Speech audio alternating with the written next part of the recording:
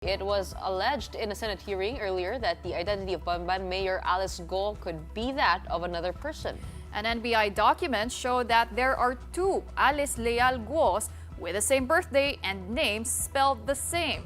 But the senators were unable to personally confront the mayor because she was absent from today's hearing.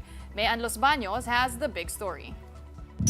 Two Alice Leal Guos but different faces.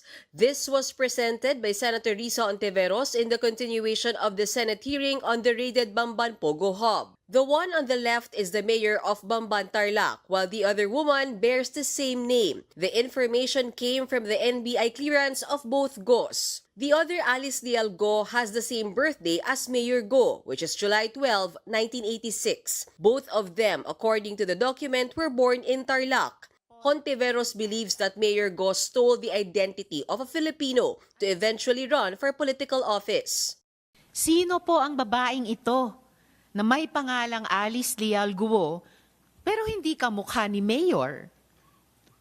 Nasaan na po siya ngayon? Malinaw na sa hindi bulag o nagbubulag-bulagan, iisang tao lang, si Mayor Alice Guo at si Guo Huaping. In fact, it appears that the name Alice Guo was stolen from a Filipino. Hindi lang citizenship ang ninakaw, pati identidad ng isang kababayan natin. According to NBI Regional Director Jerry Abiera, to obtain an NBI clearance, an applicant must personally visit their office. So how did both manage to get cleared?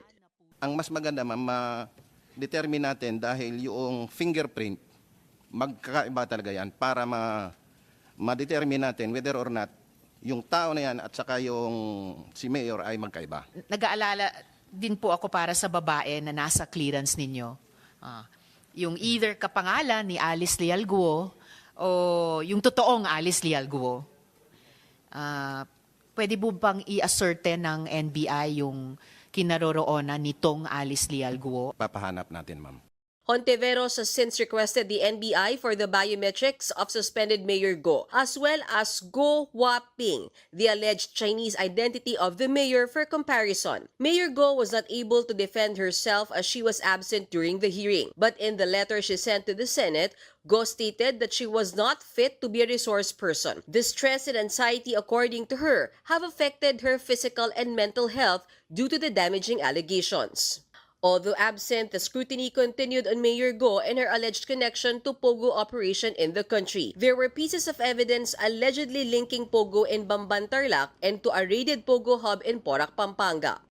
Mayor Alice certainly likes having friends in high places. Hindi po basta-basta ang mga kaibigan niya. Considering that this woman is now charged with qualified human trafficking, it is imperative that her links and networks are fully investigated. Meanwhile, the Philippine Statistics Authority has endorsed to the Office of the Solicitor General the cancellation of Mayor Go's birth certificate. Once this happens, this will be additional evidence in quo warranto case against the mayor. She could also possibly be deported. Also present in the hearing was Senator Lito Lapid, who denied being the owner of the 10-hectare Lucky South 99 Pogo Hub in his hometown of Porac, Pampanga. Kaya po ako naghahamon dito. Kung ako napatunayan nilang kasali ako dyan, pwede ako mag-resign bilang senador. Dahil hindi ko po papayagan na masisira ang pangalan ko rito. The Senate is set to conduct further hearings in the coming days.